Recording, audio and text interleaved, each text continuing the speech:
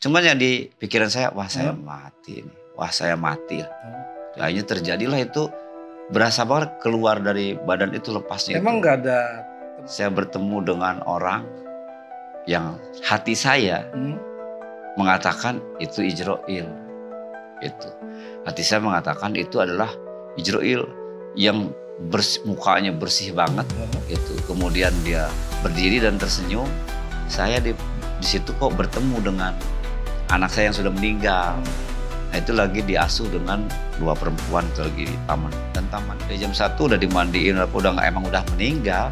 Udah meninggal. Jadi data hasilnya karena udah nggak ada denyut nadi? Iya, itu udah dimandiin, udah di ini, cuman belum disolatin, cuma diyasinkan tuh. Nah, dari situ ya bangun lagi senentang itu, bangunnya pun ngagetin gitu. Jadi orang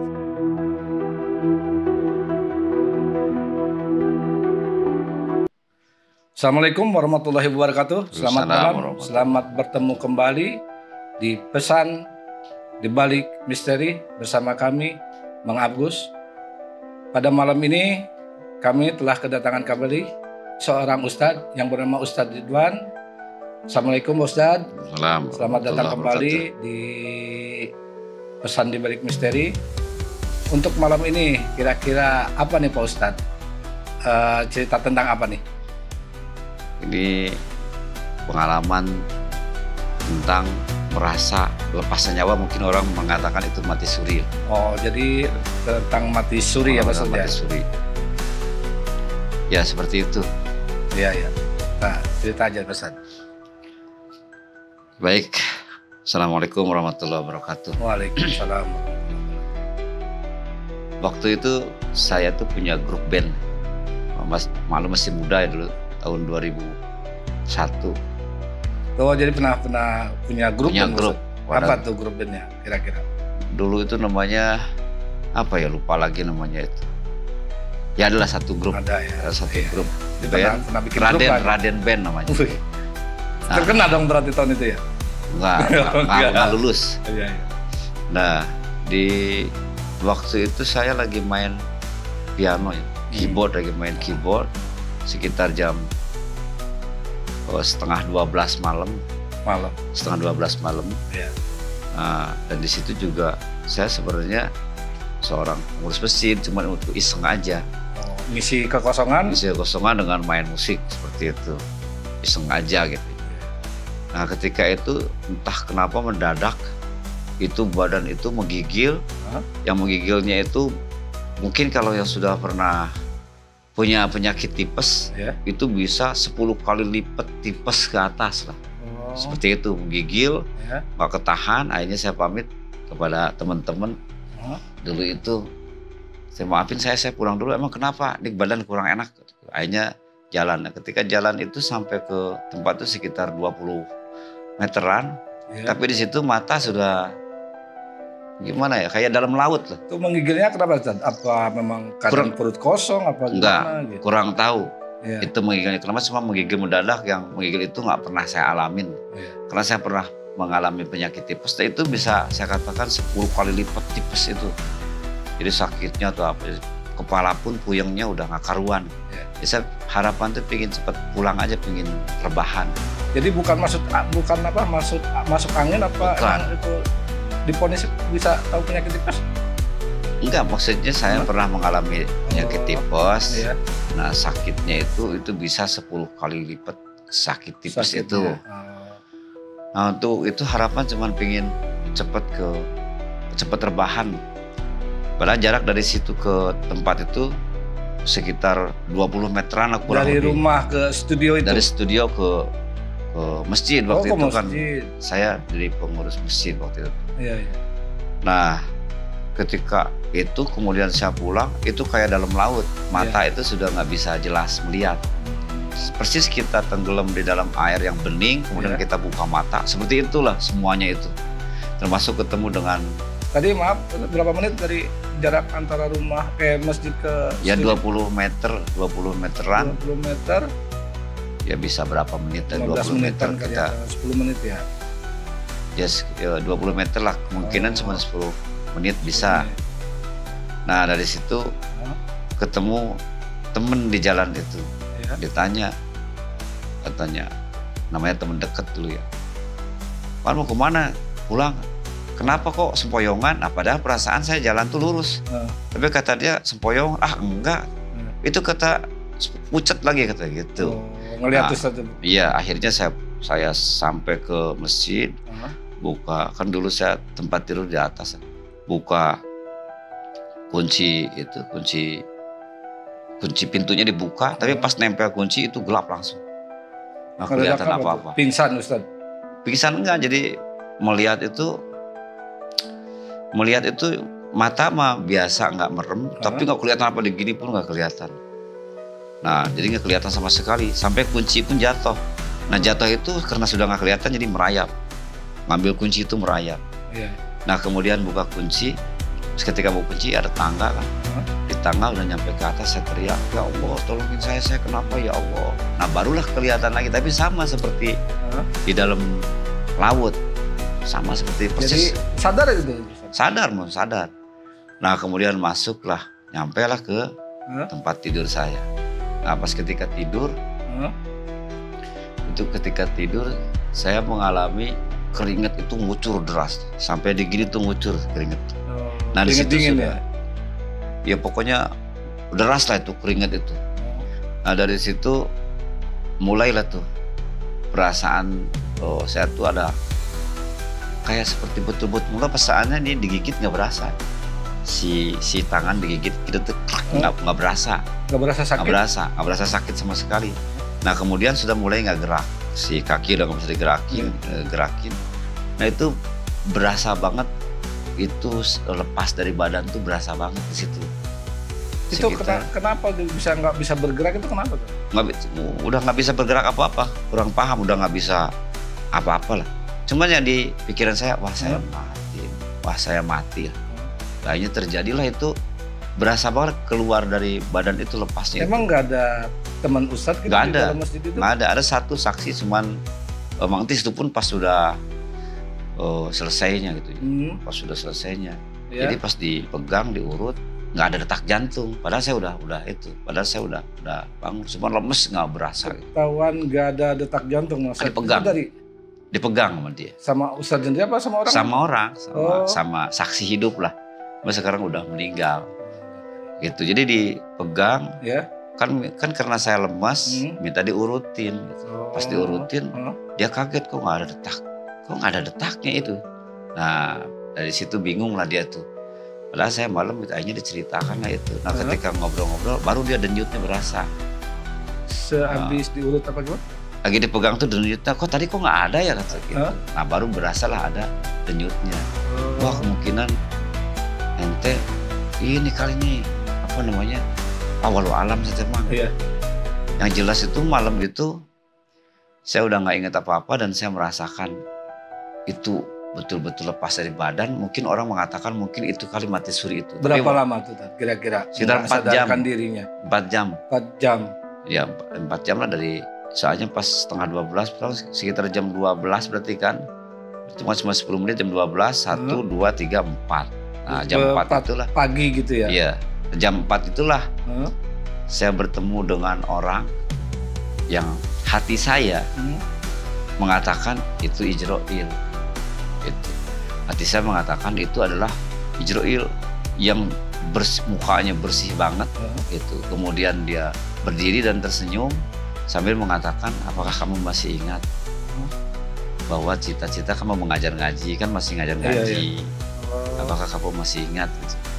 Nah maksudnya jangan keterlaluan, mungkin ya ada waktunya. Mungkin. Maksudnya itu pesan dari dia itu. Apakah kamu masih ingat? Karena saya kan cita-citanya pengennya ngajar ngaji, itu bermain band, bukan artinya melarang orang untuk bermain musik, karena itu iseng aja. Cuman karena itu waktu itu saya harusnya ngajar gitu ya, harusnya itu. Ini malah dipakai main ya band. Seperti itu. Hanya kejadian lah seperti itu. Dan dia mengatakan, saya bilang masih bisa bagus. Taunya Ustadz mengatakan bahwa itu malaikat Israfil itu bagaimana? Ijroil. Iya, Ijroil. Itu di hati aja. Di hati itu refleks gitu, kayak refleks. ini Ijroil gitu. Nah, setelah itu selesai dia pergi, barulah berasa lagi. Jadi dia bilang, oh, bagus kalau masih ingat. Gitu. Assalamualaikum. Langsung dia pergi. Nah pas pergi dia itu baru berasa lagi tuh masuk lagi. Baru ini bisa bergerak lagi. Cuman lemesnya itu betul-betul lemes yang nggak bisa dibayangkan. Gitu. Apa yang dialamin waktu Ustadz merasa gitu? Ya dengan adanya itu kan cuma 4 jam ya. Tapi seolah-olah kayak bertahun-tahun gitu ya? Iya, jadi lama di sana itu. Yang pernah dilihat di sana itu ketika 4 jam itu, pertama saya melihat taman. Nah di taman itu ada yang teriak ayah. Ke siapa nih? Ke saya. Ada yang bilang teriak ayah. Nah ayah ternyata saya di situ kok bertemu dengan anak saya yang sudah meninggal. Nah itu lagi diasuh dengan 2 perempuan itu lagi di taman. Dan taman itu nggak ada sampah sama sekali. Nggak ada sampah sama sekali. Nah kemudian saya melihat rumah. Jadi anak Ustadz dulu ceritanya udah meninggal gitu? Meninggal, dia kan prematur ya, dari 6 bulan sudah keluar. Udah keluar? Iya udah keluar. Jadi ketemu. Maaf ya tadi ya? Iya, setelah itu kalau kan dulu di Jakarta ya, di Budi Kemuliaan itu hidup cuman 6 hari lah. Cuma 6 hari, lahir 6 bulan mau ke 7, 6 hari akhirnya meninggal juga.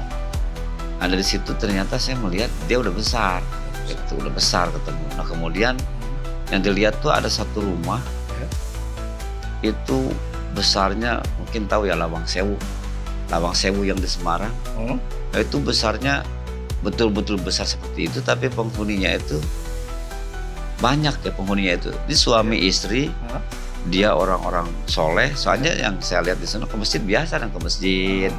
Cuman yang saya heran tuh tidak ada orang yang dikenali. Bahkan itu yang dikenali orang meninggal semua.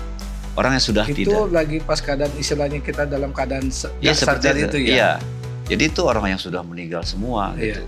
Bahkan ada yang nanya gitu kayak temen yang sudah kok udah kesini? Nggak tahu. Siapa tuh yang nanya di dalam? Ada. Namanya orang Sumedang udah meninggal. Gitu ya. Nah dia nanya, kok sudah kesini? Emang kapan? Sudah kesini. Kurang tahu, ini saya mengalami seperti ini. Dijelaskan di sana juga. Oh gitu, ayo kita ke. Jadi mereka tuh semua ke masjid. Jadi yang lihat Ustadz itu sebetulnya orang-orang itu orang-orang sudah meninggal. Semua. Jadi Ustadz mungkin berpikiran bahwa jangan-jangan saya udah meninggal. Iya, jadi saya berpikiran wah saya udah meninggal. Gitu. Nah di situ kemudian di satu rumah itu suami istri itu kelihatannya bahagianya memang bahagia betul gitu ya, bahagia benar. Jadi kalau di si suami itu ada pembantunya di sana, ada yang 7, ada yang 20 gitu ya di satu rumah itu yang melayani suaminya. Dan itu memang apa yang dikatakan mungkin apakah itu bidadari itu kalau kita di sini pembantu. Kalau kita di sini pembantu rumah tangga. Nah di sana juga sama seperti itu, pembantu gitu, jatuhnya itu pembantu, cuman gadis-gadis itu yang cantik-cantik seperti itu yang saya lihat tuh. Dan dilayani, dan di sana bedanya dengan di sini di alam kita. Kan kalau nyuruh itu pasti dikasih uang untuk belanja ke pasar, untuk belanja apalah buat makan gitu. Kalau di sana tidak perlu. Nggak ada, cuman semua itu kebutuhan yang kita inginkan, cuman tinggal bilang mereka itulah yang menyiapkan semua. Itu untuk suaminya, istrinya pun seperti itu, dilayani dengan jejaka-jejaka. Sama juga kalau kita di sini pembantu, di sana juga sama seperti pembantu. Jadi cuman Ustadz mungkin maksud istilahnya ngelihat gitu ke sana jalan apa? Bukan jalan-jalan gitu. Mengalami di sana, mengalami. Nah itu dari segi yang orang-orangnya itu bersih, pakai baju bersih-bersih. Dan anehnya itu nggak ada sampah satupun di sana, nggak ada sampah satupun. Kemudian si istrinya dilayan sama jejaka, mungkin di sininya sama kayak pembantu, tukang rumput, tukang apa. Semua itu terjamin sudah bersih semua. Nah, kalau kita di sini mungkin ya kalau di ini kan kalau di sini uang. Kalau di sana tuh tahu-tahu ada aja. Jadi nggak melihat ada uang untuk itu nggak ada. Pokoknya ingin A itu langsung ada aja, disiapin makanannya, tempat tidurnya. Seluruh pembantu itu Di sana tuh seluruh pembantu tuh bergerak semua. Bergerak semua. Nah, setelah itu saya keluar kemudian ke masjid, ke taman. Tidak ada sampah sama sekali. Tempatnya ada, kayak tempat sampah ada. Gitu. Tapi nggak ada pas saya deketin. Plastik atau apa gitu nggak ada. Nah, pas saya deketin, tahu-tahu ada orang yang kayak orang, kalau kita di sini apa? Pengemis ya. Nah, compang-camping seperti itu. Sambil lapar. Minta gitu ya. Itu lapar. Akhirnya dia ngejar itu yang ke tempat sampah itu. Langsung pada dimakan di situ tuh. Makan di tempat sampah ini. Gitu. Tapi sampah itu nggak ada, cuma di kotak itu. Pas dideketin ternyata itu daging busuk semua. Nah, akhirnya di situ yang tadi itu ngasih tahu itu orang-orang yang pelit di dunianya. Wah, berarti benar saya sudah meninggal kan? Iya. Gitu. Itu adalah orang yang pelit di dunianya akan seperti ini. Itu gambaran. Nah, seperti itu. Jadi yang dialami seperti itu.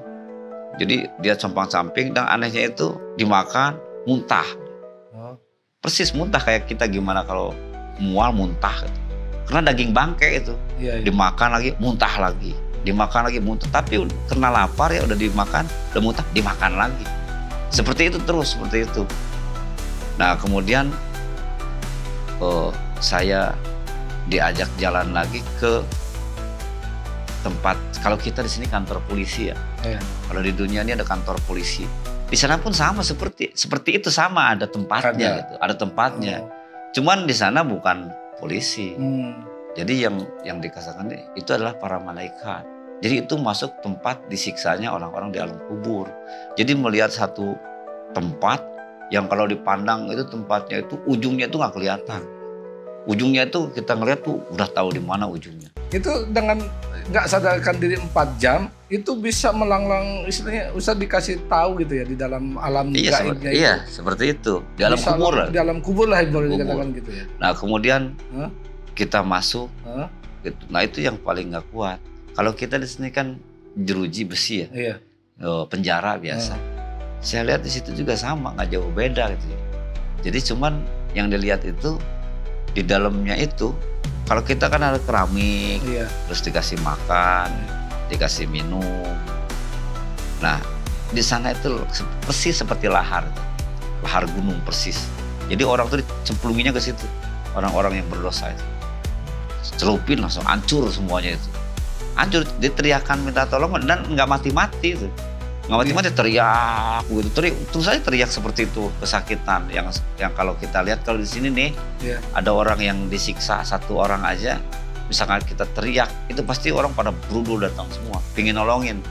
Nah, kalau di sono boro-boro mau nolongin, orang yang diinjak aja sudah seperti lahar.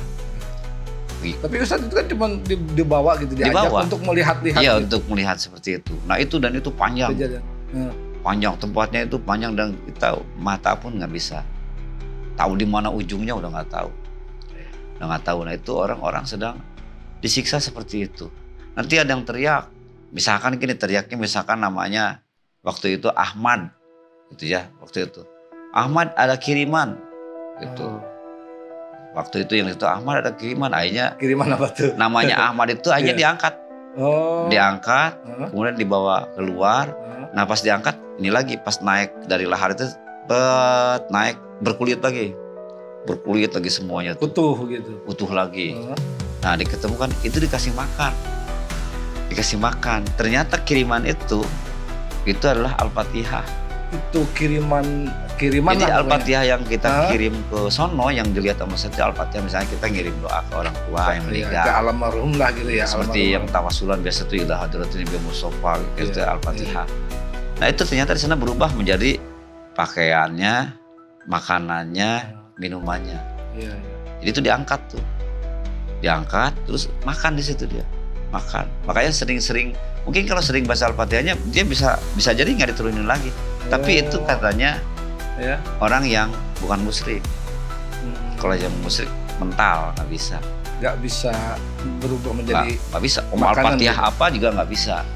Gitu. Nah, itu yang paling saya nggak kuat itu pas ketika susah lah dibayang. Balik lagi tuh yang tadi bilang apa tuh kayak orang makan gitu. Padahal kan nggak ada sampah. Yang dimakan adalah kan daging busuk, daging bangke. Kan Ustadz kan mungkin seorang Ustadz itu kan ada keinginan untuk nolong gitu. Apa nggak bisa apa gimana? Nggak bisa. Tetap. Cuma diperlihatkan bahwa itu adalah orang-orang yang suka pelit di dunianya itu. Nggak pernah sedekah itu orangnya. Nggak pernah sedekah. Apakah yang nuntun Ustadz itu ngasih tahu apa gimana? Ngasih tahu. Oh tetap Ngasih itu tahu. gambaran. Iya seperti itu. Itu yang nggak pernah sedekah. Ini yang orang musyrik. Nah kalau Al-Fatihah itu seperti itu. Ternyata jadi makanan. Jadi diangkat nih. Nah, saya jadi ingat ke ayat ini. Di surah apa itu yang fa'amma man saqulat mawazinuhu fahuwa fi isatir radiyah. Itu kan ada barang siapa orang yang berat kebaikannya maka dia langsung masuk surga. Wa amma man khaffat mawazinuhu fa ummuhu hawiyah. Dan barang siapa orang yang berat kejahatannya atau kemaksiatannya dia langsung masuk neraka. Jadi kalau nyikapin ayat tersebut, jadi di sana perhitungan itu sudah dimulai, gitu ya. Wa man khaffas ma bizinuhu wa muhawiyah wa ma adraka ma hiya narun hawiyah. Apa itu neraka hawiyah itu?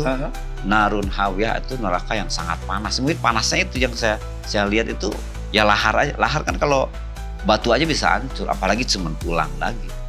Dan tidak ada yang nolongin sama sekali. Makanya kalau di sini di penjara mungkin masih bisa surga. Namanya surga itu kan tidur masih nyenyak, makan masih enak. Di sana boro-boro. Yang bisa itu yang diangkat aja, diangkat. Dan nggak ada saya melihat. Ya mungkin kucing di sana hanya amal aja yang bisa nolongin. Nggak melihat ada jual beli itu kagak ada.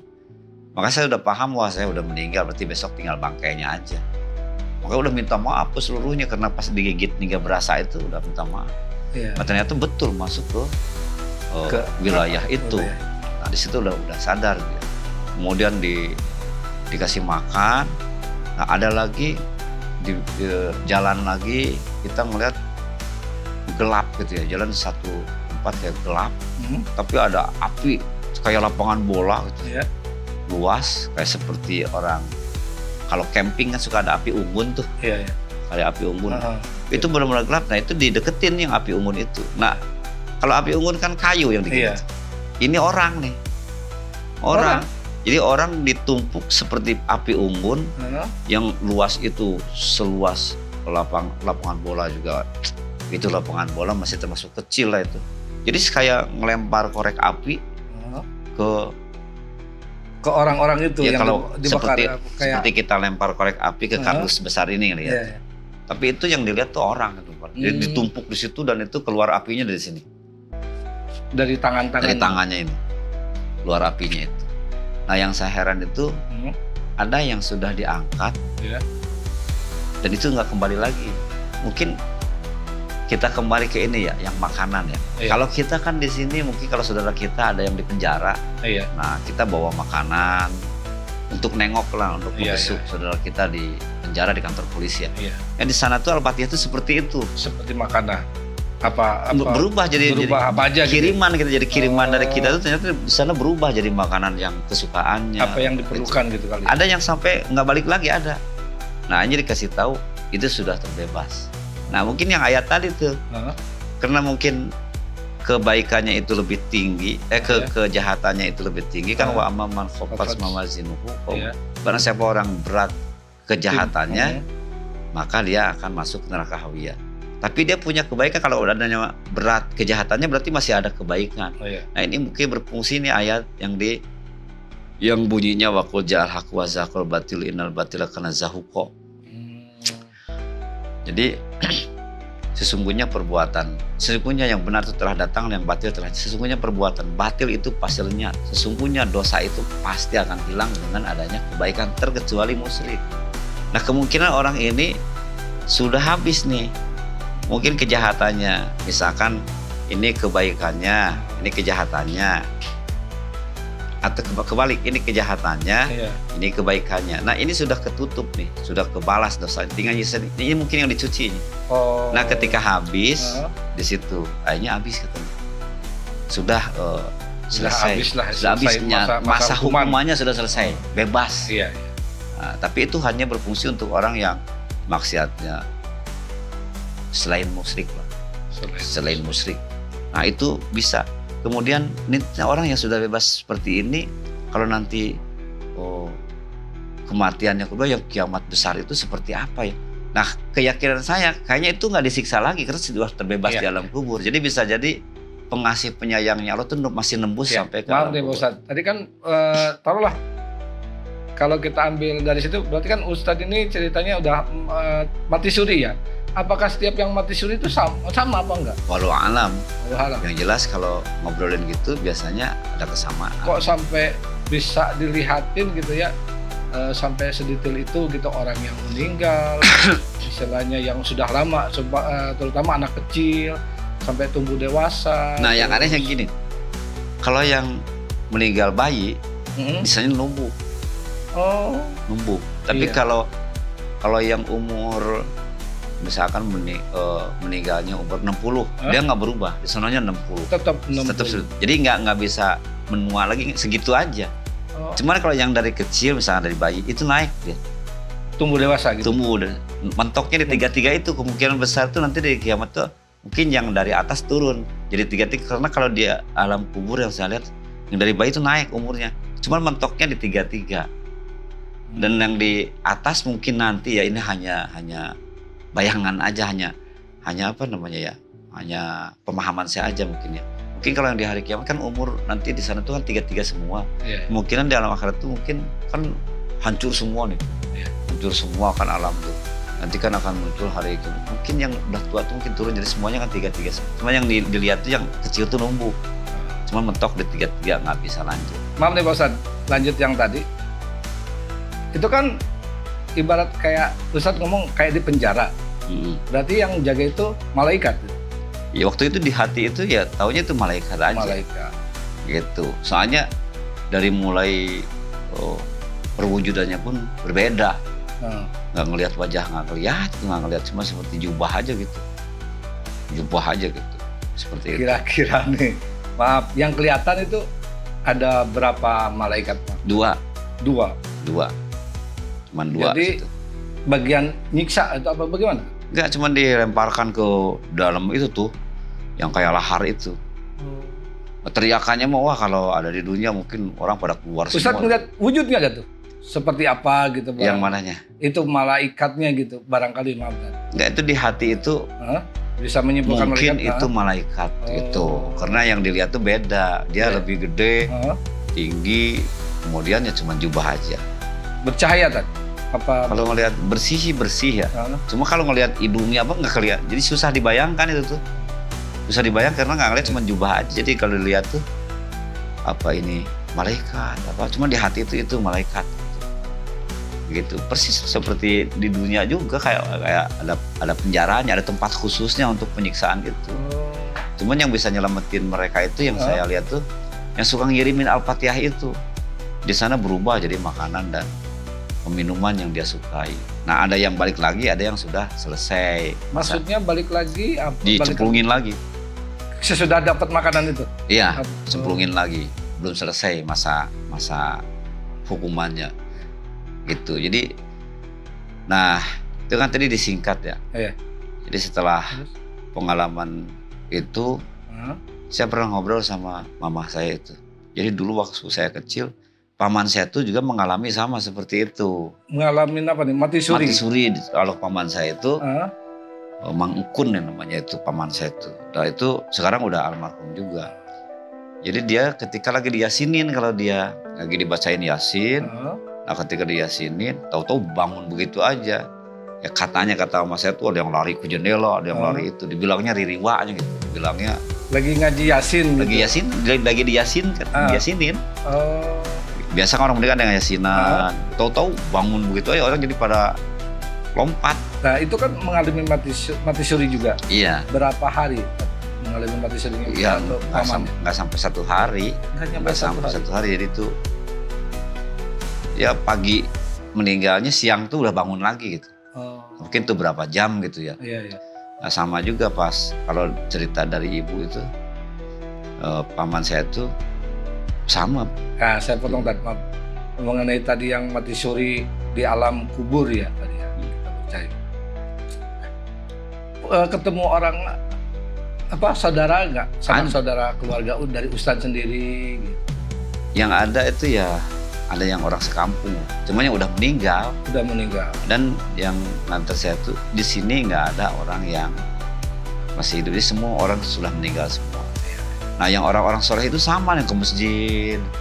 Masjid kemudian ngobrol tentang masalah amalan. Alhamdulillah kita di tempat yang sesuai dengan harapan kita gitu. Jangan sampai kita ke tempat yang sana, naudzubillah min dzalik. Jadi sholat biasa. Makanya mungkin di Al-Qur'an di situ orang yang berjihad itu tidak akan mati. Mungkin itu karena di sananya kebiasaan sama, di sana juga kebiasaan, di sini sholat, di sana juga sholat. Yang zikir.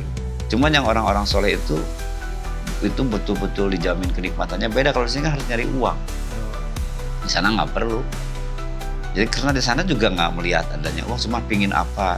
Yang pernah saya yang aneh itu ada seperti yang dikatakan itu mungkin itu benar itu. Bukan mungkin itu benar, itu benar. Jadi kayak pohon mangga, kita petik di sini, kan banyak ya mangga itu. Kita petik sini, kita pindah ke petik sana. Ini di sini udah ada lagi. Kalau di dunia kan, kalau di dunia itu kita petik sini kan ada masa panennya bisa 1 tahun lagi, bisa 1 bulan. Itu Ustadz melihat sendiri orang? Bukan melihat, metik gitu. Ustadz metik? Iya, metik di sini. Ntar udah selesai pindah ke sono. Ntar di sini udah ada lagi. Nah, ini kan Ustadz mati nih ya, meninggal atau mati suri gitu. Kan metik buah nih.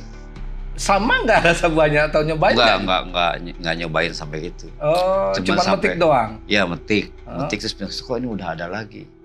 Nah, terus ada satu garis ya, yang mana saya itu nggak boleh ke situ. Nah, dibilangnya nggak boleh ke situ. Garis? Ya kayak garis lah gitu. Nah, garis itu tuh saya tuh nggak boleh gitu ke situ. Ustadz penasaran. Dilarang, oleh. Iya, tapi nggak boleh. Kamu belum waktunya. Nah, udah selesai dari situ, kemudian sudah paham semua, ingat. Karena saya kan ngaji, maksudnya itu harus bisa mengatur waktu, jangan waktunya ngajar kemudian kemana-mana, mungkin seperti itu. Akhirnya udah pamit di situ, pas dia pamit pulang, nah itu berasa tuh, ini kerjet tangan tuh, pas buka mata jam 4. Hanya 4 jam? 4 jam tapi di sono kayak lama banget. Kayak lama banget di sana. Ustadz dikasih pengalaman atau dikasih bukti-bukti gitu ya istilahnya? Ya mungkin itu hidayah untuk saya karena saya mengabaikan yang harusnya ngajar, jadwalnya ngajar nih. Akhirnya masih ingat gitu karena kan cita-cita saya tuh pingin sekali gitu nerusin perjuangan Nabi Muhammad. Itu apa yang dirasain Ustadz tuh? Begitu selesai pas dari dia pulang, terus ini ngerejet semua nih. Nah, saya sadar, alhamdulillah ya Allah, saya masih hidup ternyata. Jadi, gitu. Maaf, malaikat tuh pesan apa Pak Ustadz? Nggak pesan apa, cuman masih ingat. Maksudnya tuh gitu. Masih ingat dengan tujuan. Gitu. Jangan campur aduk waktu maksudnya. Hanya dia ninggalin saya, baru saya ngerejit semua tuh. Begitu. Ya, assalamualaikum juga. Makanya di hati saya ini ijroil begitu, walau alam bener enggaknya ya. Cuman nah itu juga bersih gitu tuh. Sama juga gitu tuh, bersih gitu. Jadi kalau ngebayangin udah di luar dari akal. Susah gitu untuk ngejelasinnya itu kalau ke situ. Cuman bersih, terus kemudian senyum, baru assalamualaikum. Nah dia pergi baru ngerejet semua nih, ngerejet. Nah, pas buka mata jam 4 subuh. Nah pas jam 4 subuh itu baru ngerejet semua, pas bangun lemes, lemesnya itu dipaksain gitu. Untuk bangun tuh dipaksain sampai selesai sholat subuh tuh lemesnya tuh masih. Akhirnya minta diurut sama sekarang udah meninggal ya. Itu namanya Mang Tis juga namanya itu. Minta diurut, pas dipegang sama dia detak jantung tuh nggak ada. Oh, itu yang anehnya itu. Gitu. Jadi kok nggak ada detak jantungnya, ini kan di sini awal di Walut. Kok ini nggak ada detak jantungnya? Emang ngalamin apa sih itu malam? Saya ceritain itu ini. Ceritain kok ini kok. Jadi bingung nggak ada detak jantung. Padahal udah bangun. Nah udah selesai, pas ke atas baru mau. Nah barulah itu berasa katanya detak jantung ada. Nah dari situlah saya ada pengalaman yang sampai sekarang tuh masih kebayang. Sekarang itu nggak bisa dilupain. Makanya sekarang agar semua ditingkatkan ibadah tuh emang di sana itu kehidupannya seperti itu. Gitu. Dan masalah kemudian nemuin apa lagi di sana seperti binatang, saya sama sekali nggak melihat. Nah ini yang saya mau tanya nih Tat. Seumpama nih ada saya lah contoh ya umpamanya saking saya sayangnya gitu sama binatang, miara dari kecil gitu ya. Terus tahu-tahu mati lah gitu. Apakah kita bisa ketemu dengan binatang kesayangan kita gitu kan? Kalau di Al-Qur'an seperti anjingnya Ashabul Kahfi kan sudah digaris bawahi itu akan masuk surga.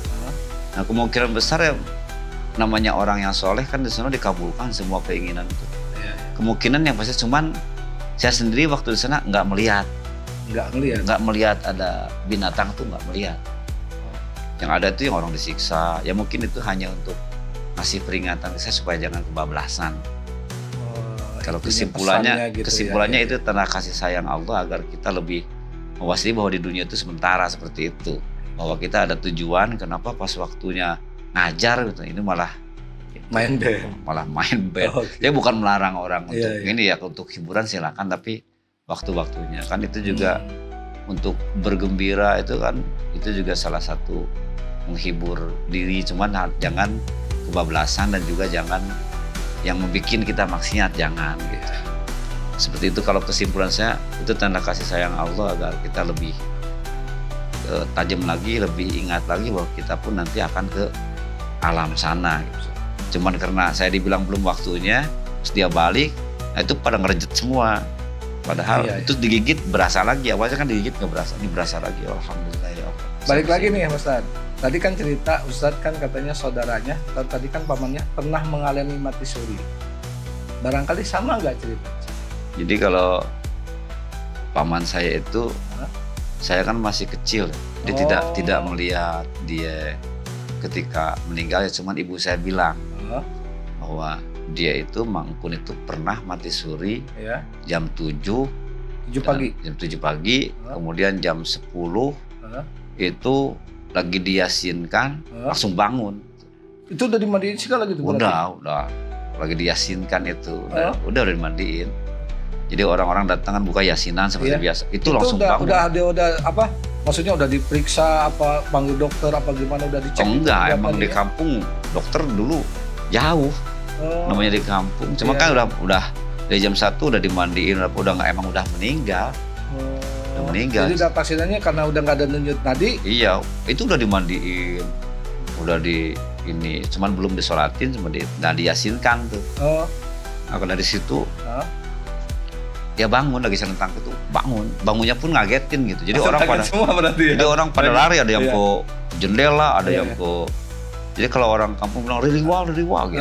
Sampai usianya istighfar. Dia istighfar. Oh, itu meninggalnya di kampung. Di kampungnya diceritakan juga.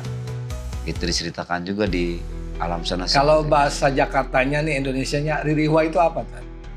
Ya. Barangkali gitu. Kalau di bahasa Jakartanya hantunya lah gitu. Jadi nggak percaya karena mana ada sih orang hidup lagi, mungkin gitu lah mati. Iya. Jadi pada loncat semuanya itu. Sebut ririwa itu ya. Nah akhirnya dari situ dia juga pas saya sudah besar kan Mangkun masih ada, hanya ngobrol. Benar. Gitu. Nah, dulu lagi kecil, jadi saya belum ngalamin ini belum ngalamin ini ya. Dia itu ya ujung intinya itu yang saya tangkap itu, dia kan nggak pernah sholat. Nggak pernah sholat sama sekali. Kalau kata ibu kemungkinan dia pernah nolongin kiai itu ngedoain supaya dapat hidayah. Akhirnya dari situ dia paling rajin sholatnya. Paling pertama ke masjid itu dia tuh, Mang. Berarti pas kemungkinan sama kali Tan. Kalau kepersamaannya sama seperti, cuman dia bedanya kalau saya yang sekarang waktu kemarin saya alamin itu, dia pamit assalamualaikum terus dia mundur sampai hilang, kita ngerejet lagi. Kalau si Mangkun bilang ke saya itu ketika mengalami di sana tuh, kamu belum waktunya belakangin saya gitu. Dibelakangin, jadi lagi berdiri suruh ngebelakangin. Nah di belakangin dijorokin, pas dijorokin itulah kaget dia. Akhirnya bangun gitu. Gitu. Nah itulah pengalaman tentang masalah wallahu alam seperti apa. Cuman itu adalah pengalaman yang dilihat, yang sudah ada di kepala saya sendiri, sampai saat ini masih nggak bisa hilang gitu pengalaman itu tuh. Ya tentang di alam sana itu. Mati suri itu ya? Ya, apakah itu dibilang mati suri itu seperti itu atau tidak saya nggak paham. Cuman mengalami sakit yang sangat, kemudian merasakan tangan digigit nggak berasa, kemudian tidak bergerak sama sekali dan merasakan ada lepas dari badan, dan saya merasa itu yakin saya udah meninggal. Lebih yakinnya pas ketika ke alam sana dibawa dan ketemu sama orang-orang yang saya tidak kenal, sudah meninggal gitu. Dan di situ dikasih tahu itu udah, dan ketemu sama yang kenal gitu. Nah itulah mungkin kita ambil hikmahnya, walau a'lam bin rodis, cuman itu adalah digaris bawahi banget oleh saya bahwa kehidupan misalnya kehidupan di alam kubur dan juga di alam akhirat, apalagi di alam kubur pun saya mengalaminya seperti itu. Jadi kita harus yakin bahwa setelah kematian itu ada kehidupan yang betul-betul menentukan senang atau tidaknya kita di sana. Itu kesimpulannya di situ. Dan jadi kita lebih mawas diri lagi di dunia, jangan sembarangan berakhlak gitu, karena lihat satu jeritan orang yang dibakar atau yang dicemplungin itu sudah nggak kuat pingin nolongin tuh, tapi nggak bisa. Nggak bisa ya, apa daya ya. Nggak bisa, hanya ama, betul-betul ama. Apalagi di sono kan nggak jauh beda ya. Ada tempat penyiksaannya, ada penjagaannya. Dan penjaga itu nggak bisa disogok. Kita juga melihatnya itu makhluknya seperti apa juga nggak bisa dibayangkan. Nggak bisa dibayangkan. Nggak bisa. Bahwa orang bisa takut kalau udah ini begitu, yang bagian melemparin yang apa. Nauzubillah min dzalik lah, jangan ke situ. Iya ya. Ya mungkin barangkali dari teman-teman kita pesan di balik misteri ini ada yang mau bertanya, mungkin silahkan ke sini kali ya. Komentar. Oke. Barangkali ada pesan untuk pesan di balik misteri ini apa tadi? Ya kalau pesan sekali lagi ya, sama apa yang jadi ini kita, bahwa keselamatan juga kesuksesan itu ada di tangan kita sendiri, bukan di tangan orang lain. Ya. Apakah kalau bukan kita yang bersiap untuk menyelamatkan diri kita, siapa lagi? Bahwa kehidupan itu ada di tangan kita. Susah senangnya ada di tangan kita. Saya doakan semuanya agar senantiasa menjaga keimanan ketakwaan dengan baik dan tetap jadi hamba teladan hadapan Allah Subhanahu wa taala. Itu saja. Cukup menarik juga tadi ya pengalaman Ustadz, begitu mati suri dibawa pengalaman yang sangat apa ya, kalau menurut saya sih banyak hikmahnya lah. Iya, ekstrim ya. Dengan pamannya juga berarti hampir nggak jauh berbeda dengan yang dialami. Mungkin pesan-pesannya itu tadi ya, bahwa semuanya. Kita memang atau siksa kubur atau yang disebut mungkin surga di alam kubur kali ada ya, tentang malaikat juga itu tadi. Iya. Oke. Ya mungkin terima kasih banyak Pak Ustadz, sudah panjang lebar berbagi pengalaman tentang mati suri ini. Mungkin juga dari teman-teman atau pemirsa yang menonton acara ini, hubungi kami pesan di balik misteri. Terima kasih. Ingat, keselamatan dan kesuksesan ada di tangan kita sendiri, bukan di tangan orang lain. Sampai jumpa kembali di channel Pesan di Balik Misteri. Assalamualaikum warahmatullahi wabarakatuh. Waalaikumsalam warahmatullahi wabarakatuh.